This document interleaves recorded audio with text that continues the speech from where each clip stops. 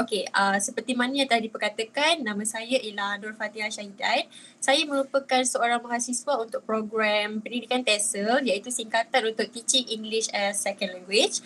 Okey, beberapa hari lepas saya telah dipelawa oleh Cik Intan untuk menjadi speaker untuk malam ini. Tajuk perkongsian yang diberikan oleh Cik Intan adalah pernah dengar sex grooming. Okay, so sebelum saya mulakan tajuk pada malam ini, so ada tak sesiapa dari antara kita, para hadirin, pernah tak dengar istilah sex grooming sebelum ini? Ada tak sesiapa? Boleh raise up your hand. Rasanya boleh raise up your hands kan? Kalau tak silap saya lah. Oh tak boleh dengan Zoom. Dia macam Zoom. Okay, tapi tak apa. Okay, so saya nak berkongsi lah malam ini. Saya harap perkongsian pada malam ini kita dapat sedikit sebanyak memberi manfaat bukan sahaja kepada saya tetapi kepada para hadirin dan juga masyarakat di luar sana. Okay, Bismillahirrahmanirrahim. Nervous ni. Sejuk tak kan?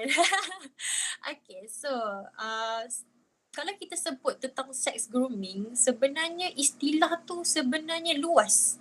Okay, sangat-sangat luas untuk dibincangkan, untuk dibahaskan. Kalau nak cerita pasal sex grooming ni rasanya sampai besok 1 jam memang tak cukup. Okay, so tak dinafikan juga ada antara kita yang tak familiar langsung. Ada yang familiar sikit-sikit, ada yang tak familiar langsung tentang apa itu sex grooming. Okay, jadi mari kita sentuh serba sedikit dahulu apa itu sex grooming. Okay, so sekiranya kita terjemahkan secara literal, secara direct, istilah grooming itu sendiri, istilah grooming itu sendiri sebenarnya membawa maksud berdandan. Kita pernah dengar cat grooming, betul tak? Kita pernah dengar hair grooming, persiapan. Kita siapkan kucing kita dalam keadaan cantik. Hair grooming, kita cantikkan rambut kita. Kita bersiap. Tetapi dalam kes pedofilia ni, pedophiles, so istilah grooming bagi mereka, untuk kes ini adalah pelaku atau pemangsa biasanya menyiapkan mangsa mereka untuk diperalatkan ataupun untuk dipermainkan secara seksual. So selalunya sex grooming ni berlaku dalam kalangan kanak-kanak ataupun remaja ataupun senang kita kata golongan minors. Sebab apa mereka ni sering berlaku dalam kalangan mereka, sebab mereka ni adalah antara golongan yang sekiranya terjadi perkara ini, mereka tak berapa nak bercakap tentang hal ini. Jadi pemangsa nampak itu adalah satu kesempatan yang baik untuk lakukan perbuatan jenayah ini. Alright. Kalau ikutkan sex grooming, maksudnya yang sebenar adalah dia merupakan sesuatu keadaan di mana orang dewasa, macam kita lah, kita dewasa kan, kita membina satu hubungan emosi. Hubungan emosi ni hubungan yang berkaitan dengan perasaan sayang, perasaan kasih, dengan kanak-kanak ataupun dengan golongan remaja. Golongan bawah umur. Bawah umur ni kita refer kepada 18 tahun ke bawah. Alright. Kenapa mereka persiapkan kanak-kanak ini mendorong membina hubungan emosi ni untuk apa? Untuk tujuan penderaan seksual dan juga eksploitasi secara seksual. Jangan fikir penderaan ni pukul-pukul je, tak.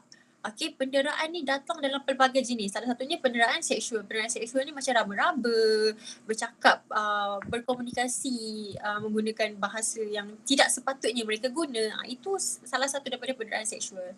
Rogol juga merupakan penderaan seksual lah, tapi hari ni kita nak sentuh untuk sex grooming. Saya suka, saya baca dalam satu artikel yang mana sex grooming ni katanya boleh merangkumi berkomunikasi. Berkomunikasi ataupun dan juga boleh juga kata kita golongan dewasa ni berusaha untuk berkawan dan membentuk hubungan sama ada dengan golongan minor ini ataupun dengan golongan ibu bapa kepada minor tersebut, ataupun penjaga mereka. Sebab apa? Bila adanya trust, semua benda jalan. Betul tak? Bila kalau kita ada kepercayaan terhadap sesuatu tu, walaupun ianya mustahil, boleh jalan, tak ada masalah. Alright. Kebiasaannya golongan minor ini akan dipersiapkan terlebih dahulu sebelum mereka diperlakukan secara seksual, sebelum mereka di child groomkan, disalahgunakan secara seksual. pada mulanya pemangsa, pelaku ni, pedophiles ni, mereka akan membuatkan mangsa berfikir, mereka akan buatkan mangsa berasa yang hubungan antara mereka dan juga pelaku tu adalah normal. Tak ada masalah, tak ada salah langsung. Okey je. Alah, biasalah hubungan kanak-kanak dengan orang ni. Biasalah kita nak menjalinkan hubungan silaturahim. Apa masalahnya kan? Okey, sama, dia nak nampak sama macam orang lain. Ada abang angkat, ada kakak angkat. Sebenarnya kan, terus terang saya cakap abang angkat dan kakak angkat tu pun sebenarnya dah satu kesalahan dah. Cuma kita baru sahaja didedahkan benda ni. Okey, sebab ada kan kes kan, abang angkat umur nak dekat 30. Adik angkatnya pula umur 15. Kita tak tahu komunikasi yang berlaku antara si abang angkat dan juga si adik angkat. Kita tak tahu. Okey, itu pun antara hubungan yang terbentuk jugalah yang mana boleh lead kepada child grooming. Okey. Alright, so bila berlakunya, bila hubungan tu terbentuk, okay, orang dewasa tu pun berborak dengan kanak-kanak tu macam tak ada apa, normal. Okay, bila berlakunya macam ni, mereka tak tahu, mereka tak boleh kenal pasti apa yang berlaku kepada mereka sebenarnya. Sebab apa? Mereka menganggap benda tu normal, tak ada apa, sekadar berbual, tak ada apa sangat pun, okay. Dia rasa perkara itu bukanlah satu kesalahan, okay. Dan ini hanyalah satu cara orang dewasa menunjukkan kasih sayang, nothing more than that. Itu sahaja. Okay. Alright, sebab apa kan perbuatan sex grooming ni pada awalnya kita nampak tak ada salah pun. Alah, setakat orang kata belanja makan, bagi hadiah, orderkan makanan dekat Foodpanda ke, kat Grab ke apa ke, puji cantiknya adik hari ni, cantiknya awak hari ni, macam-macam lagi, kita rasa tak salah. Kita rasa alah normal lah kena puji, alah normal lah orang belanja makan, tak ada apa kan. Okay, siapa je tak suka kena belanja makan? Kita orang dewasa, orang puji kita, cantiknya Cik Intan, cantiknya moderator kita hari ni. Suka kena puji, suka kan? Apa lagi kanak-kanak? Kanak-kanak, remaja, mereka sangat suka diberikan perhatian, mereka sangat suka dipuji, mereka sangat suka diberikan orang kata hadiah. Suka. Okay, so bila benda macam ni, okay, membuatkan orang kata tu sebenarnya umpan sahaja. Umpan yang mana nak menarik kepercayaan, nak menarik perhatian daripada kanak-kanak tersebut supaya mereka ni orang kata boleh dijadikan mangsa. Okay, so kita nampak normal kan at first kan, baju makan tak ada apa sangat kan. Okay, so lama-lama benda tu akan lead kepada perbuatan sex grooming ni. Okay, pada mulanya pelakon ni dia akan test the water dulu. Test the water, macam mana mereka test the water? Okay, mereka akan test the water mungkin dengan cara orang kata tanyalah dulu kan, orang kata message kan, this is what kita panggil non-physical sexual assault. Okay, message dulu, tengah buat apa tu? Tengah belajar ni, macam mana sekolah hari ni? Okay, penat sikit. Penat, nak abang urut tak?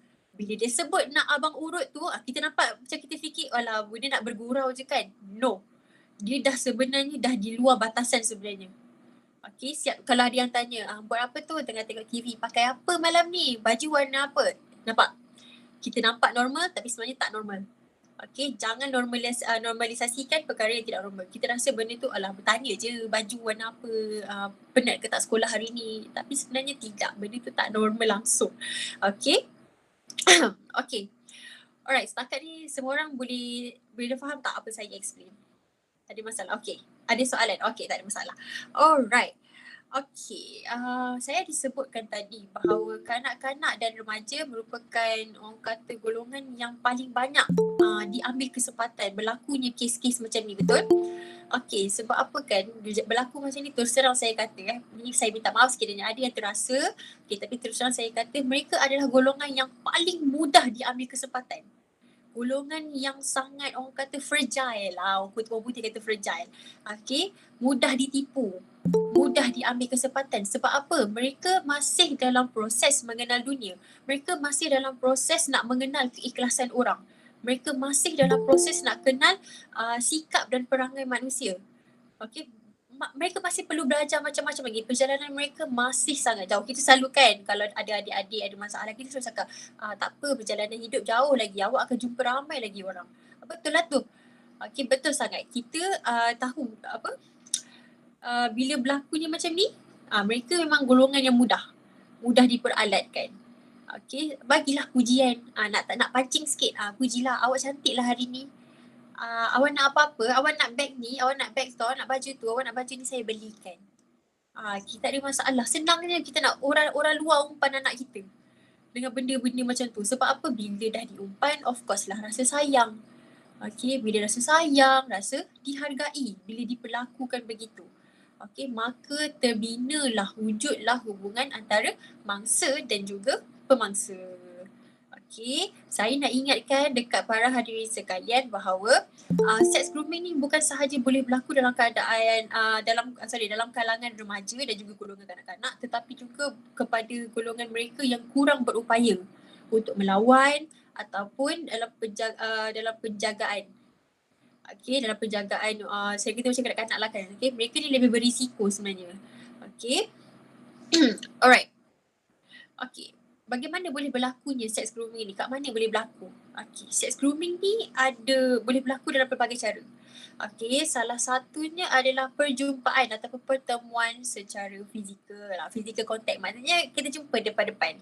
Kita jumpa eyes to eyes, gitu, borak depan-depan. Okay, yang mana pemangsa ni dia akan pujuk mangsa untuk berjumpa. Okay, pujuk mangsa untuk berjumpa, bagi belayan kasih sayang, macam tu, bagi ayat-ayat manis depan lah. Okay, lagi satu adalah secara di alam maya. Okay, secara di alam maya. Di alam maya ni luas definisi dia, yang mana boleh berlaku orang kata dalam perbualan adalah aplikasi chat, contohnya macam WhatsApp, aplikasi Telegram, apa lagi, direct message untuk mana-mana social media. Okay, janji benda tu chat. Dia bukan fizikal, dia tak berjumpa ke apa, tak ada eyes to eyes contact, tak ada. Okay, so bila terus terang saya cakap, kebanyakan sex grooming ni berlaku di alam maya. Okay, yang mana bukti mudah untuk dipadam. Okay, kita mudah nak buat kerja. Bukan kita lah, mereka. Kita tu lain macam pula. Okay, mereka mudah nak buat kerja. Senang nak padam bukti. Macam Telegram kan, kalau setahu saya dia ada satu features yang mana kita boleh delete for all. Okay, kita boleh delete for all. Bukti apa semua kita boleh delete. So kalau mangsa tak sempat nak ambil gambar bukti ke apa, memang tak sempat lah, memang tak ada lah. Lepas tu sekarang WhatsApp pun ada kan, delete message for all kan. Memang kata mudah lah. Okay, sebab lagi satu dekat alam maya ni mudah berlakunya sex grooming. Sebab apa? Senang nak hantar gambar. Betul tak? Senang nak minta gambar, senang nak minta video, senang nak berhubung, bercakap benda yang bukan-bukan, benda yang seksual. Okay, alright. So far okay Okay. Alright. Siapa yang berpotensi untuk menjadi pelaku ataupun pemangsa untuk jenayah sex grooming ni? Okay. Jawapan dia adalah sesiapa sahaja. Okay, sesiapa sahaja. Dia boleh jadi jiran kita, dia boleh jadi saudara mara kita, dia boleh jadi ahli keluarga kita sendiri. Jangan terkejut, itulah kebenarannya. Okay, boleh jadi dalam kalangan keluarga, jiran, orang yang kita kenal, orang yang kita percaya. Boleh, patut saya kata boleh jadi antara sesiapa. Okay, dan statistik kes untuk sex grooming, okay, sex grooming ni tak berapa nak dilaporkan sebab apa, tak ada bukti yang kukuh. Okay, tak ada orang kata, sebab mangsa pun tak berapa tahu sama ada dia ni di sex grooming kan oleh si pelaku. Dia tak berapa tahu, dia tak boleh bezakan, dia anggap benda tu biasa kan, saya dah bagi tahu tadi. Jadi kes tak banyak sangat, tapi statistik yang saya dapat adalah kebanyakan kes yang melibatkan sex grooming berlaku dalam kalangan orang yang mangsa kenal, berbanding pelaku terdiri daripada orang yang mereka tidak kenal. Sebab kita tahu kalau tak kenal, macam mana boleh ada trust, macam mana boleh berlakunya benda tu. Okay, alright. Macam nampak sangat yang budak tu orang kata dengan orang luar pun jadi. Tak, selalunya memang akan berlaku dalam kalangan orang yang even mak bapak kepada mangsa pun kenal. Okay, alright.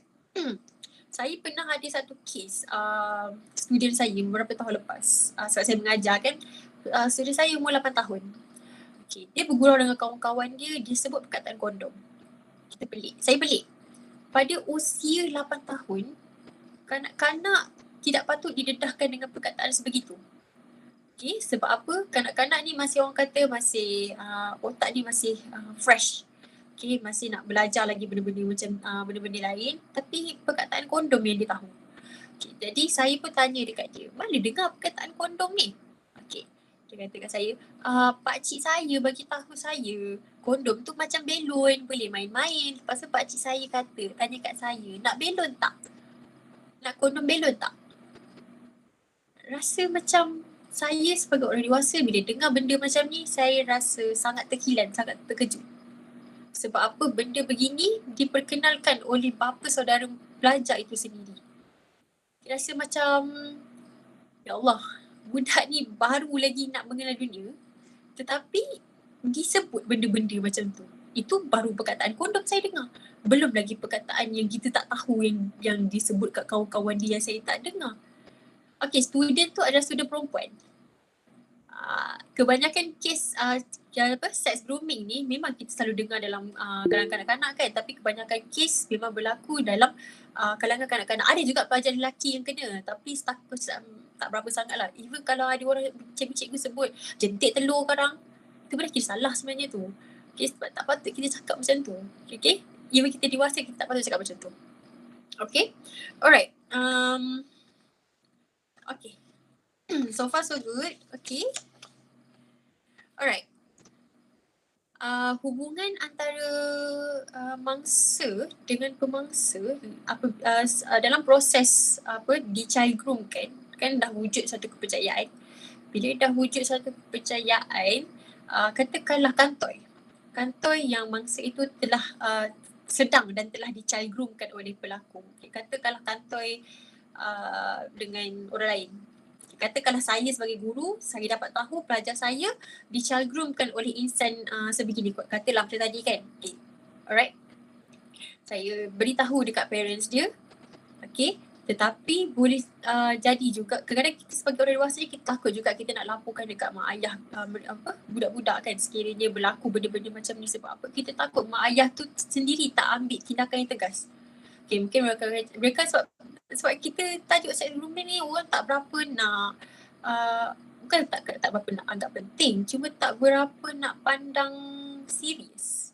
Okay, mereka rasakan kalau berlakunya benda macam ni alah gurau je, tak ada apa pun, biasa-biasa je. Okay, setakat pakcik dengan anak buah gurau-gurau macam tu, apalah salahnya kan. Okay, tapi sebenarnya kalau katalah lapor kan, kalau mak ayah tak nak ambil tindakan pun tak boleh juga. Betul tak?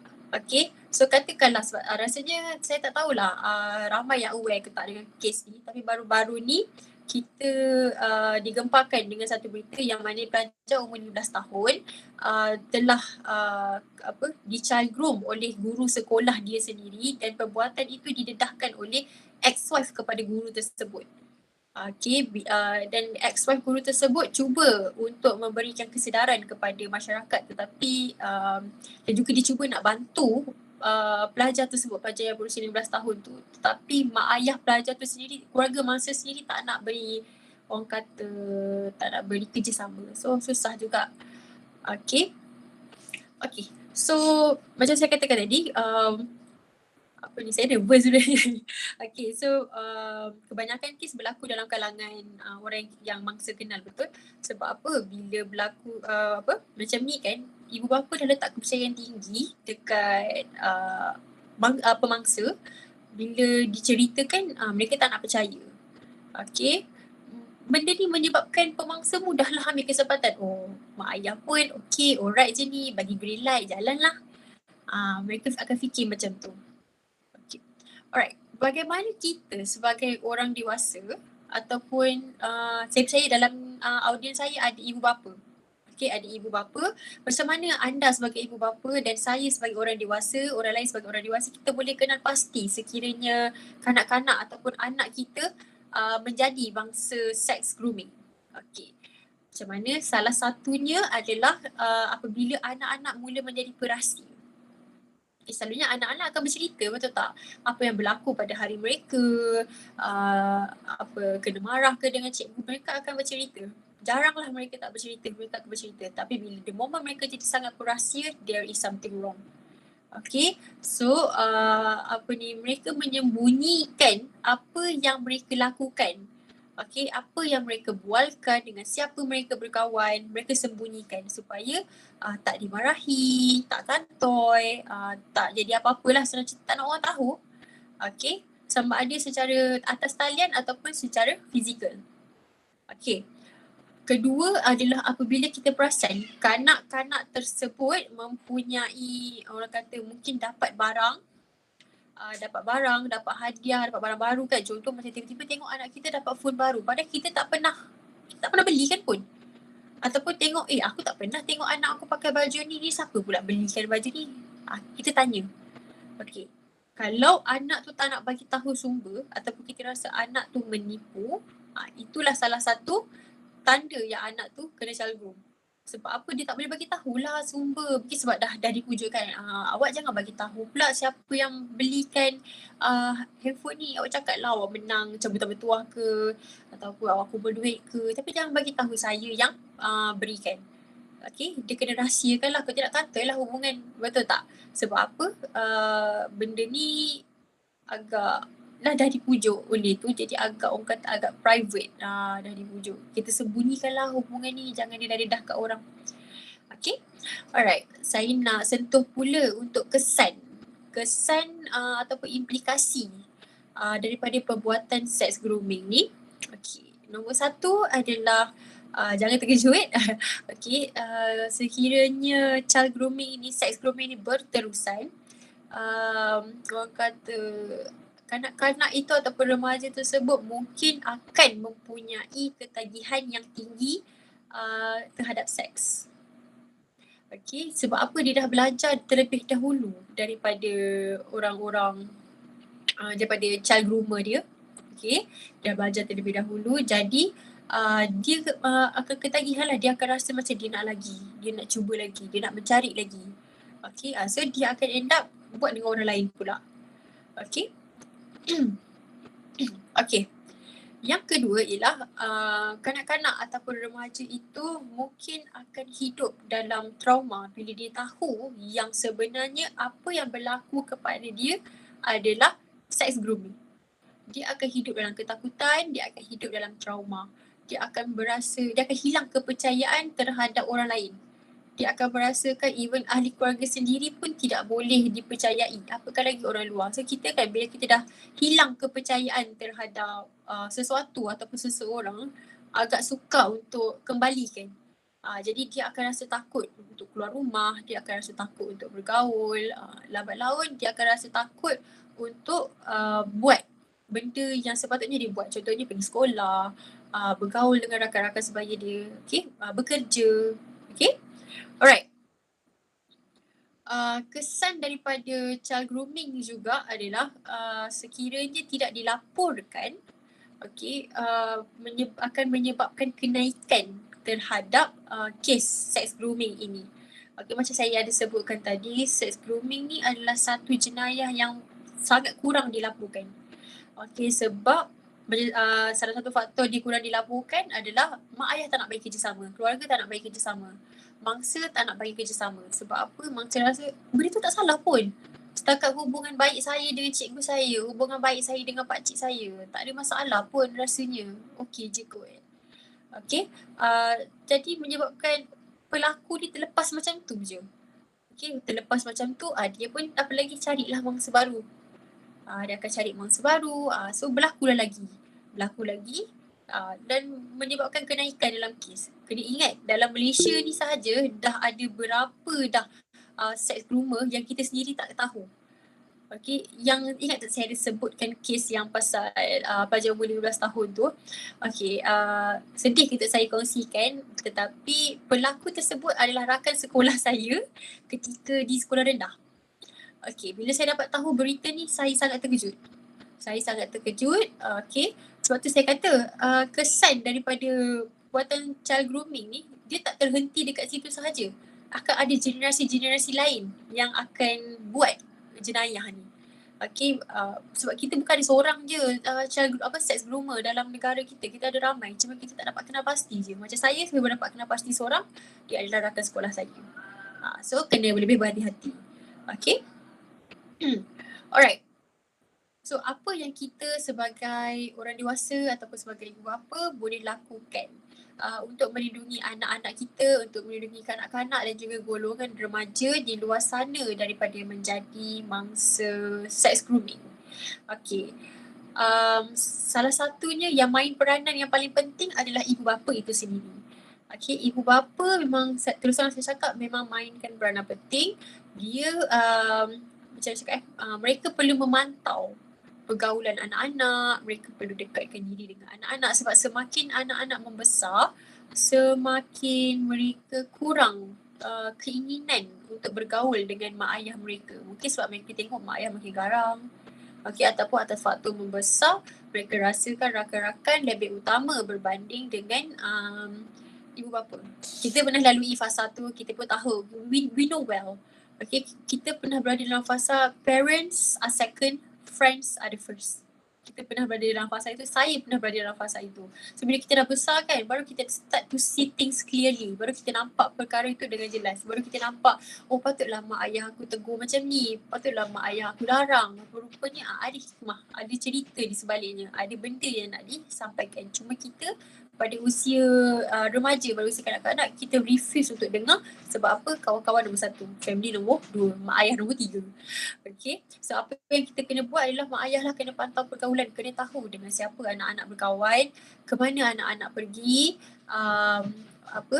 kena orang kata buat masa ni kena kawal dulu. Walaupun anak-anak tu mungkin akan memberontak, saya tahu akan ada yang marah dekat saya kata kita kena jaga privasi anak-anak. Macam ni ke masa kecil-kecil mak ayah you invade privacy you ke? For me, selagi mereka tidak cukup umur, selagi itu kena pantau. Kena pantau, kena tengok mesej mereka. Kata apa? Kena perbualan itu bersesuaian tak dengan usia mereka. Tajuk perbualan tu kan. Kita tak boleh nak orang kata expect more. Kanak-kanak masih dalam proses, kadang-kadang dalam golongan remaja masih dalam proses mengenal dunia. Mereka kadang-kadang tak tahu pun benda yang mereka buat tu salah. Kadang-kadang mereka duduk mencarut dekat social media, mereka duduk carut depan-depan, mereka rasa benda tu normal. Mereka rasa benda tu tak ada salah pun. Sebab tu benda tu dah jadi satu perkara yang dinormalisasikan dalam masyarakat kita. Pernah tak dengar budak umur 13-14 tahun sebut benda-benda yang tak patutnya mereka sebut? Sebab apa? Benda-benda macam ni dah dinormalisasikan. Jadi tak boleh salahkan mereka, mak ayah kena pantau pergaulan. Okay, kena orang kata, kena tengok. Mak saya pernah cakap kat saya dulu, lebih baik menangis sekarang daripada menangis kemudian. Lebih baik kita biarkan anak-anak kita menangis daripada kita yang menangis di kemudian hari. Itu apa yang mak saya pesan kat saya. Dan saya sampai sekarang saya ingat, bila ingat benda tu kan betul lah. Okay, biarlah saya menangis hilang kawan sekalipun, tak dapat apa yang saya nak, janji tidak ada apa-apa yang berlaku kepada saya yang menyebabkan benda-benda macam ni. Okay. Cara yang kedua mungkin kita boleh, ibu bapa dan pihak sekolah, guru-guru boleh memberikan sedikit pendidikan tentang pendidikan seksual, latar belakang tentang pendidikan seksual. Orang Malaysia, saya tak tahulah kenapa, tapi sangat menentang, not really sangat, bukan semua ada golongan yang menentang pendidikan seksual. Okay, kerana bagi mereka pendidikan seksual ni tentang menggalakkan perbuatan seks. Tidak, sebenarnya mereka salah faham. Mereka sendiri tak tahu pendidikan seksual tu tentang apa. Mereka fikir, pendidikan seksual ni tentang nak encourage, nak menggalakkan anak-anak buat hubungan seks. Pendidikan seksual ni tentang mengajar anak-anak posisi seks. Tidak sebenarnya. Okay, sebenarnya pendidikan seks ni lebih kepada mengajar anak-anak contoh salah satu yang saya tahulah, mengajar anak-anak tentang bahagian mana yang orang luar tidak boleh sentuh, anggota badan yang mana. Dan juga pendidikan seksual juga turut mengajar istilah-istilah macam inilah, sex grooming, memberi penekanan, memberi pendedahan kepada benda-benda macam ni. Sebab kanak-kanak dan golongan remaja tak tahu. Mereka tak tahu apa yang mereka buat tu satu kesilapan, satu kesalahan. Boleh jadi satu jenayah. Jadi apabila mereka didedahkan dengan pendidikan seksual, mereka akan lebih aware.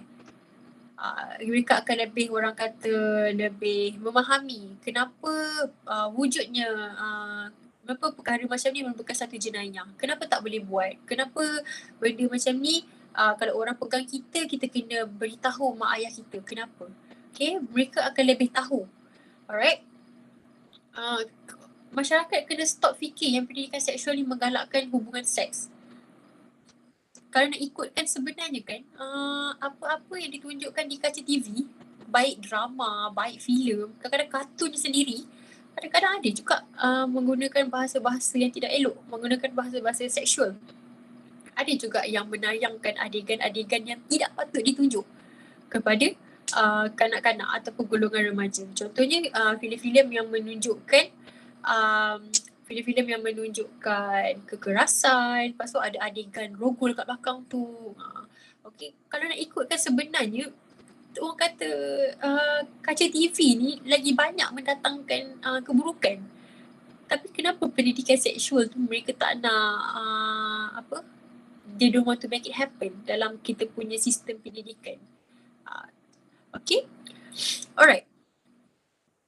Kita kena bagi masyarakat kita sedar bahawa pendidikan seks ni sebenarnya lebih luas daripada apa yang berlaku di dalam bilik tidur. Okay, kita bagi pendedahan dekat pelajar. Sekiranya berlaku macam ni, sebenarnya kamu ni telah dirogol. Sekiranya berlaku macam ni, kamu merupakan mangsa penderaan seksual.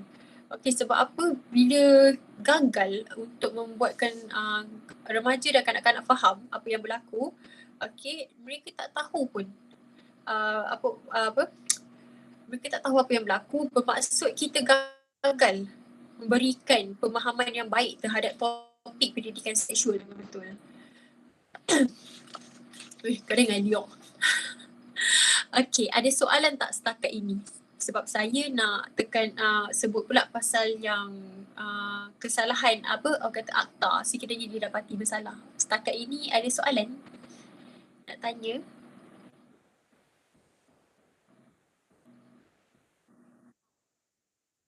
Daripada saya tak ada.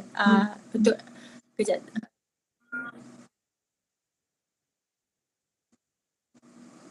Participant lain ada soalan? Ada perkongsian sedikit ke nak share dengan audiens lain? Kan Ashura kan?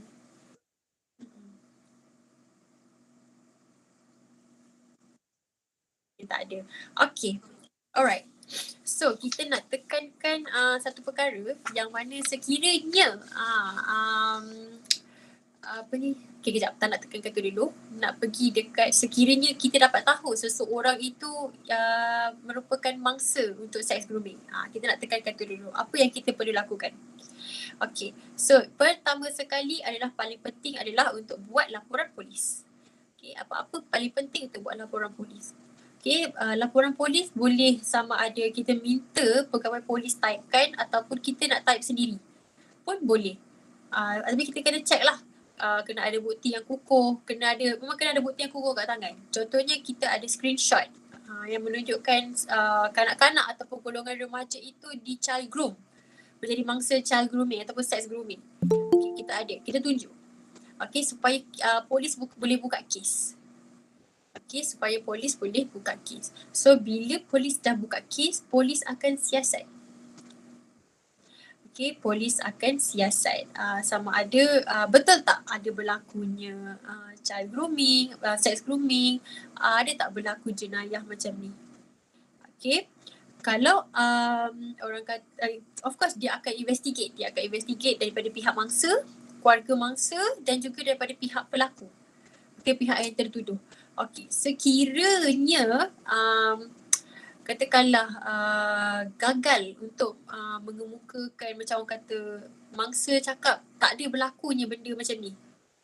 Okay, tak berlaku benda macam ni. So, kes tu akan jadi no further action punya kes. Akan dilabelkan sebagai NFA. Okay. Sekiranya pula didapati berlakunya sex grooming terhadap mangsa, macam mangsa mengaku ke ataupun mangsa sebenarnya kan dia lebih main peranan dekat mangsa dan juga keluarga mangsa. Sekiranya mangsa beri kerjasama, keluarga mangsa beri kerjasama, so kes siasatan dibuka, okay, dan akan dibawa kepada pihak yang berwajib. Okay, pihak berwajib akan investigate lagi, akan berlaku lagi further investigation, dan sekiranya ada bukti yang kukuh, orang kata memang solid proof, menunjukkan bahawa berlakunya sex grooming, berlakunya perkara tersebut, only then akan dibawakan kepada mahkamah dan mahkamah akan putuskan perbicaraan dan juga hukuman untuk semua. Tapi akan berlaku perbicaraan terlebih dahulu lah, kena kemukakan bukti. Macam biasa kita pernah tengok kan dekat TV kan, kena kemukakan bukti betul ke tidak berlaku and everything. Okay, kena fight. Okay, kalau macam katalah mangsa memang nak buat laporan, mangsa macam terbuka hati, oh saya ni saya ni mangsa child grooming rupa-rupanya, so saya nak buat laporan. Okay, so akan berlaku, dia akan diambil keterangan, akan orang kata kertas penyiasatan akan dibuka, lepas tu akan masuk ke mahkamah, segala perbicaraan akan berlaku, hakim akan tentukan sama ada pelaku salah ataupun tidak. Okey, sekiranya didapati bersalah, kita nak sentuhkan kat sini apa hukuman untuk kesalahan ni. Okey, so saya refer benda ni daripada kawan sekolah saya, seorang peguam. Okey, apa hukuman yang boleh dikenakan berdasarkan orang kata Akta Jenayah Seksual ataupun Akta Perlindungan Kanak-kanak. Okey, Akta Jenayah Seksual lah terhadap kanak-kanak. Okay, yang pertama adalah Seksyen 11. Sebenarnya kita berkomunikasi dengan kanak-kanak ataupun golongan bawah umur secara seksual tu pun sebenarnya dah kira salah. Dah patut disabitkan untuk Seksyen 11. Seksyen 11 Akta Jenayah Seksual terhadap kanak-kanak yang mana boleh diberikan penjara maksimum seingat saya 5 tahun. Betul? Okay, 5 tahun. No, sorry, not 5 tahun, 3 tahun. Maksimum 3 tahun hukuman penjara. 5 tahun tu child grooming. Okay, maafkan saya. Okay, yang kedua, sekiranya didapati pelaku melakukan sex grooming, child grooming, okay, akan dijatuhkan lagi hukuman, akan dijatuhkan untuk Akta Jenayah Seksual terhadap kanak-kanak Seksyen 12 untuk child grooming, yang mana dia punya hukuman dia adalah penjara maksimum 5 tahun dan juga sebatan. Okay, sebatan berapa banyak tu saya tak berapa arif lagi. Itu berdasarkan atas hakim yang menentukan hukuman. Okay, seterusnya kita ada Akta Jenayah Seksual terhadap kanak-kanak Seksyen 13 yang mana pelaku berjumpa dengan kanak-kanak yang dia jadikan mangsa untuk sex grooming.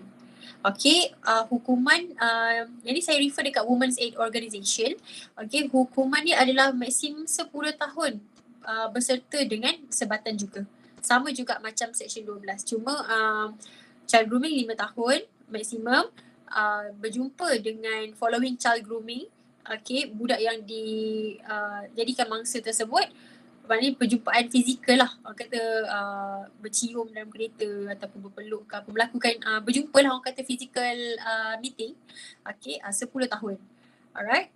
Dan yang seterusnya kita ada Akta Jenayah Seksual terhadap kanak-kanak Seksyen 14 yang mana melibatkan physical sexual assault terhadap golongan tersebut, golongan kanak-kanak dan juga golongan remaja, yang mana boleh dikenakan hukuman penjara maksimum 20 tahun dan juga sebatan.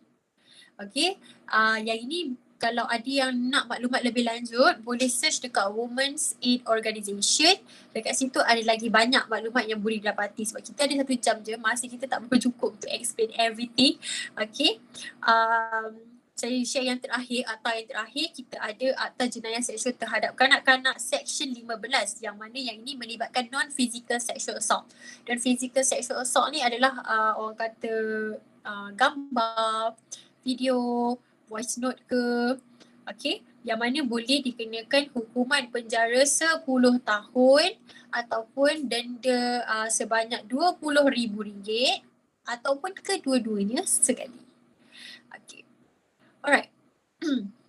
Letihnya, astagfirullahaladzim. Okay, so setakat ini ada sesiapa nak berkongsi apa-apa, nak tambah perkongsian saya ataupun nak berkongsi pengalaman, adakah anda pernah menjadi mangsa child grooming?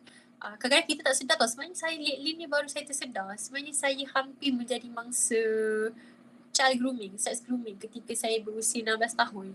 Okay, so kalau katakanlah perkongsian saya tu ada membuatkan anda terdetik bahawa anda pernah menjadi mangsa seks grooming tapi anda tak sedar, ataupun hampir menjadi mangsa seks grooming, boleh share dengan kita sebab kita ada lagi masa 10 minit kan Ashura kan, ke ada alternatif lain Ashura? Tak ada. Mhm. Ada 10 minit lagi, masa itu emas, emas itu sangat berharga. Saya ada soalan. Okay, boleh? Siapa tu? Saya Intan. Intan, hai Intan. Apa ni, katakanlah macam bila kita dah buat report kan, katakanlah kita ni orang luar, lepas tu kita buat report, Okay. tapi parents dengan apa ni, mangsa tidak memberi kerjasama. Lepas tu apa yang macam, sebab yelah takkan macam kalau saya lah, takkan nak biarkan je. Kalau mungkin orang lain macam biarlah dia dah tak nak buat, tapi macam kalau saya rasa macam sebab kita fikir masa panjang budak tu kan, jadi apa yang kita perlu buat untuk, siapa kita nak pujuk dulu, mak ayah ke atau budak? Sebab mungkin budak bila kita pujuk dia akan macam betul juga kan, macam dia akan terima lah juga, tapi kadang-kadang mak ayah dia ada ego sendiri sebab nak jadi ayat keluarga semua tu, jadi macam apa yang perlu kita apa yang kita perlu lakukan? Kita sebagai orang luar, terus terang saya cakap, kita tak ada orang kata kuasa yang kuat untuk perkara macam ni.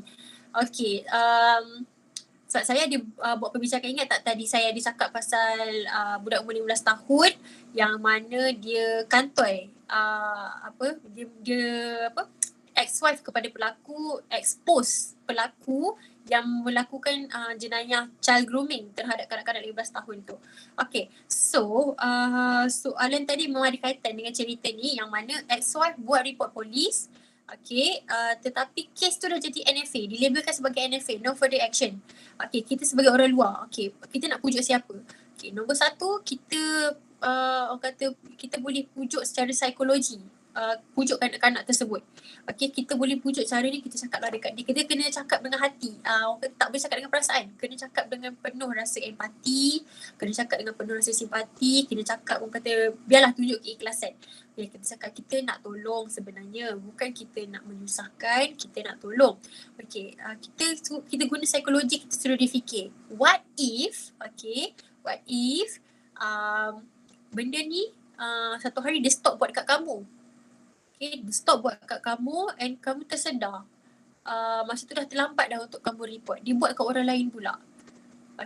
Kita pujuk mereka. Kita pujuk, kalau dia boleh buat dekat awak, dia boleh buat kat orang lain juga. Tengok dia dah kahwin. Katalah pelaku tu dah kahwin. Dia dah kahwin. Tapi dia buat macam ni dengan awak. Dia ada wife. Rasa macam adil ke tak adil benda tu? Kau fikir kalau dia ceraikan wife dia, kita pujuk lah secara psikologi kan. Katakanlah kalau dia bercerai sekalipun dengan isteri dia dan awak dikahwinkan dengan dia. Lepas daripada legal age lah kan, bila dah melepasi usia tu, kata boleh kahwin kan, katalah awak kahwin dengan dia. Awak rasa benda ni akan stop kat situ ke? Awak tak fikir ke benda ni akan berlaku dekat orang lain juga? Awak tak fikir ke yang benda ni orang kata kalau dia boleh buat dekat wife dia, takkan dia tak boleh buat kat awak? Kita pujuk dia. Awak tak kesian ke masa depan awak? Masa depan awak panjang lagi. Kita pujuk dengan baik-baik. Tak nak dengan kekasaran. Tak nak dengan tinggi suara. Pujuk dengan hati yang ikhlas. Pujuk dengan hati yang kata sungguh-sungguh menyayangi. Lepas tu kita, betul, saya tak nafikan kita kena pujuk juga mak ayah. Tapi mak ayah ni susah sikit lah. Sebab mak ayah ni actually adalah kanak-kanak orang dewasa yang orang kata masih ada yang masih orang kata beberapa persen dalam otak dia masih berfikiran seperti kanak-kanak. Dia fikir malu. Betul lah tu, dia fikir malu. Dia rasa sekiranya orang luar dapat tahu pasal benda ni, malu orang akan berkata pasal benda ni, satu Malaysia akan bercakap apa semua, malulah kan. Pergi pasar, anak kau ke yang kena yang jadi mangsa tu, dia akan rasa malu kan. Kita kena pujuk juga.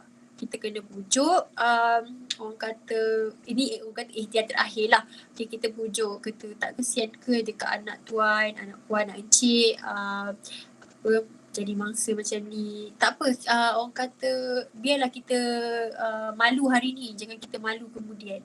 Kita pujuk, cakap baik-baik. Tapi saya pun tak boleh jamin juga benda macam ni. Cuma orang kata benda ni apa-apa terserah kepada mangsa dan juga keluarga mangsa. Kalau keluarga mangsa tak nak buat report, tak nak bagi kerjasama, kita sebagai orang luar tak ada kuasa apa-apa pun sebenarnya.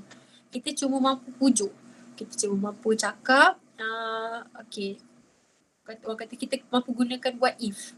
What if benda ni berlaku terhenti dekat awak tapi berlaku dekat orang lain? What if orang lain pun terkena juga benda ni? What if kesannya lebih besar? Anak cik, anak puan menjadi begini-begini.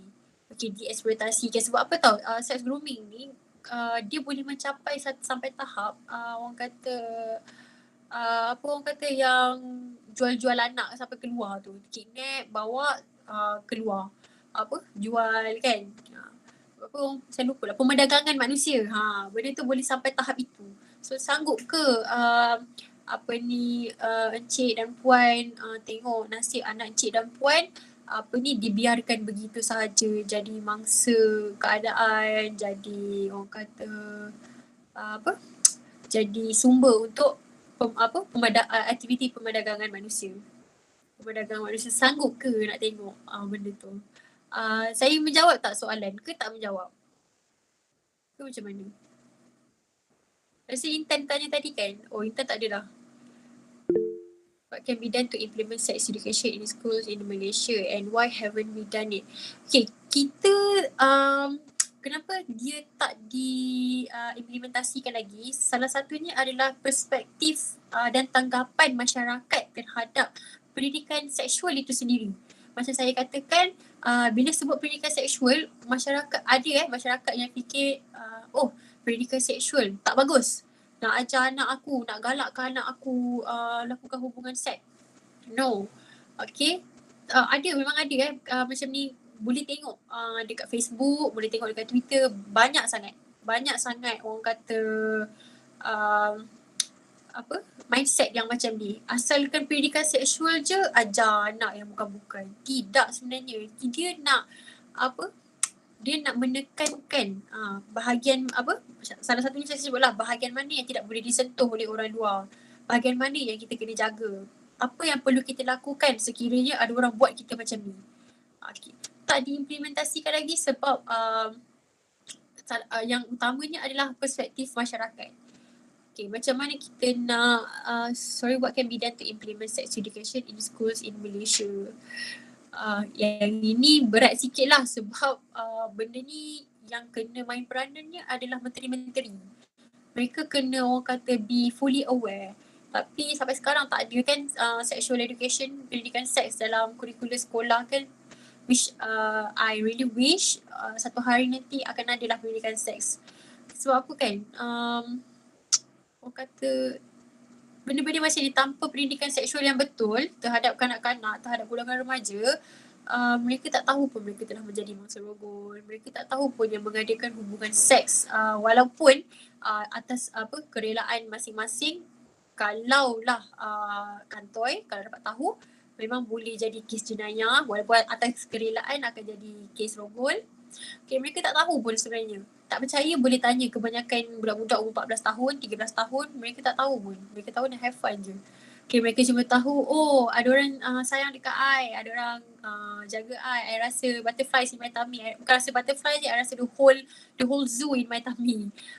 Diorang tak aware dengan benda-benda macam tu. So, memang so far memang orang kata pihak atasan lah, pihak-pihak menteri kena mainkan peranan, kena orang kata macam yang pembangunan wanita, kanak-kanak dan masyarakat tu kan kena aware juga benda-benda macam ni. Itu atas perbincangan orang atasan. Kita cuma mampu berharap sahaja orang ramai ni orang kata lebih terdedah untuk pendidikan seksual supaya kanak-kanak ni tahu lebih baik dan lebih lanjut. Ada soalan lagi? Kalau saya tak menjawab soalan Encik Ikwan, saya minta maaf, tapi itu sahaja yang termampu saya sharekan. Tapi kalau macam guru-guru, kalau ada sesiapa yang guru kat sini kan, ataupun ibu bapa kan, bolehlah orang kata cucuk sikit-sikit, tak adalah cakap direct ke apa, tapi cucuk sikit-sikit. Bila saya kan, saya ajar tuition, saya selalu cakap dekat anak-anak murid saya, yang mana budak-budak kan, dah jam 4, dah jam 5, saya cakap, Jangan bagi orang pegang dia. Kalau ni kalau ada orang kata, "Dik nak pegang kawasan ni boleh tak?" Adik cuba angkat baju semua kan. Kalau berlaku macam tu, apa the least I can do ialah saya beri nasihat kat mereka. Kalau berlaku macam ni, lari, say no. Learn to say no. Okay, cakap tak boleh. Okay, tak boleh. Laporkan terus kepada ibu bapa. Okay, laporkan terus kepada ibu bapa. Ibu bapa pun kena percayalah kalau anak cerita. Kena dengar betul-betul. Nak percaya atau tidak, boleh siasat dahulu. Sama ada betul ke tidak benda tu berlaku. Okay, sebab apa kita pun tak nak tersalah tuduh kan. Kadang-kadang budak ni ada tengok-tengok cerita. Seronok ni buat orang macam ni. Kita pun tuduh-tuduh lah orang ni. Kita pun takut tersalah tuduh sebenarnya kan. Tapi nak kata juga kanak-kanak ni, orang kata antara insan yang when it comes to telling the truth, diorang memang akan bercakap benda yang betul. Okay, jarang lah nak menipu. Mereka kata 10 diorang cakap tu 9 boleh percaya lah. Okay. Boleh kita sebagai orang kata jiran tetangga pun boleh cuba juga cakap. Okay. Kalau ada orang buat macam ni, jerit. Bagi tahu mak ayah. Kata no. Okay. Kalau ada orang ajar cakap-cakap macam ni, apa yang kita boleh pesan kat mereka, kata tak boleh. Ajar mereka untuk cakap tak boleh. Saya pun selalu pesan juga kat anak-anak murid saya. Tak kisahlah umur 16 tahun ke 17 tahun ke, saya pesan benda yang sama. Dia kata kalau ada orang cakap benda macam ni, dah boleh block dah. Dah boleh stop berkomunikasi dengan orang tersebut. So, the least we can do, that's the least we can do. Kita tak boleh kontrol pergerakan mereka. Kita tak boleh nak ambil rantai ikat mereka. Tak boleh. Kita cuma boleh tolong melalui mindset mereka saja. Setting their mindset. Ada soalan lain?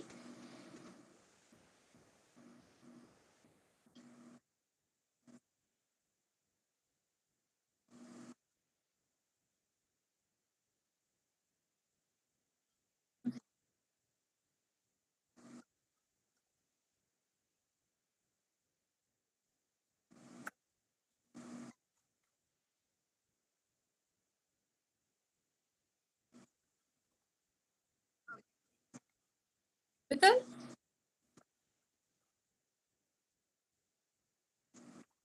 Betul.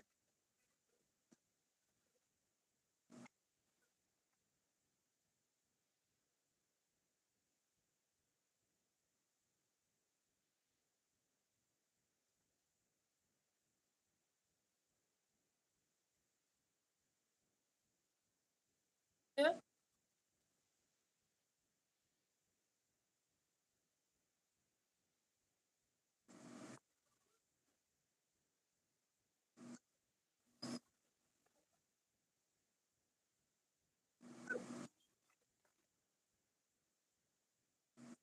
Tapi kita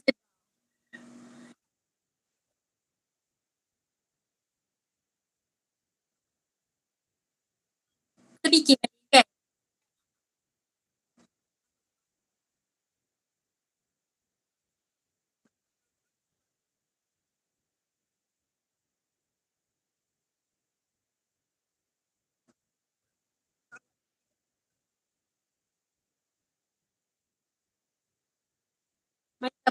Betul?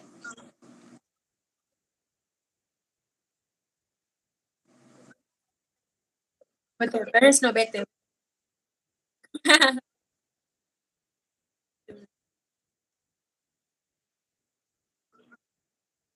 Betul. Betul.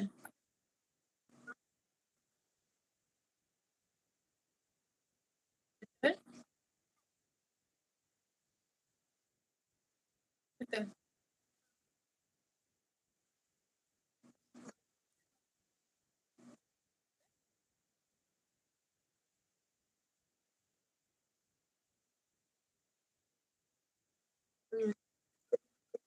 Cucuk sikit kan?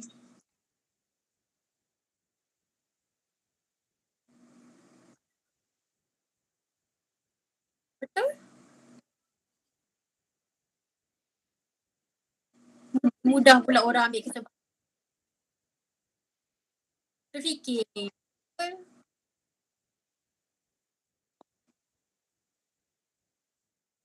Boleh, silakan. Betul. Pergaulan.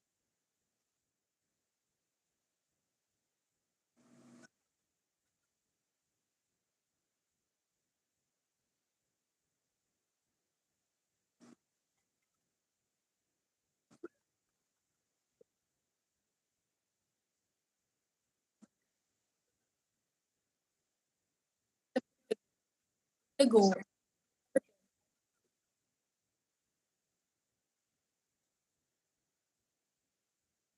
Salah.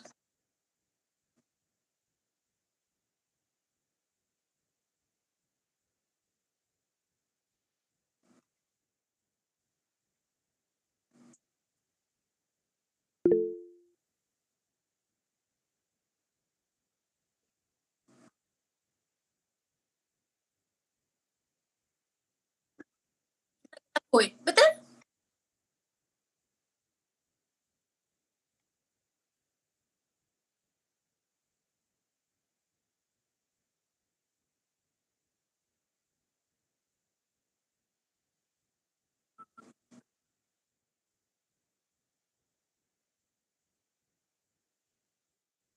Belum. InsyaAllah.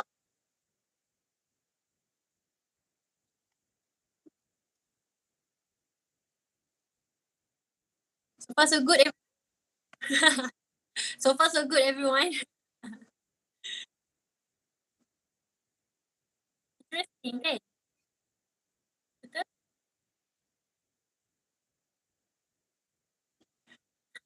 Thank you. Thank you juga dekat Ashura and Intan for having me, for inviting me. I pun baru tahu pasal you punya NGO punya ni kan. I rasa macam very interesting. So interesting. I rasa macam I nak tengok orang lain pula bercakap for the next session.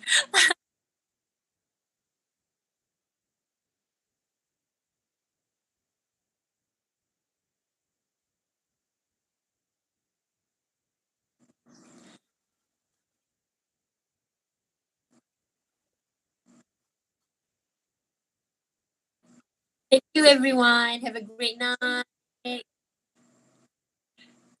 Okay, bye Ashura. Bye Intan.